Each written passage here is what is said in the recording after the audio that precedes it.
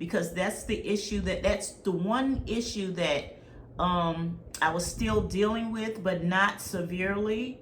I had the inflammation, and that was something that I was still working with, and it had something to do with, from listening to experts. They tell you that your gut health is very important, and because any ailment that you have, you can kind of lead back to your gut health.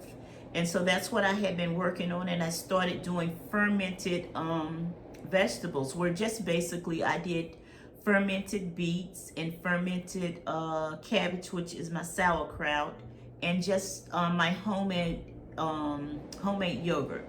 So every now and then I'll take like 2 ounces of yogurt, and I'll eat that every day. I'm trying to include good bacteria into my body.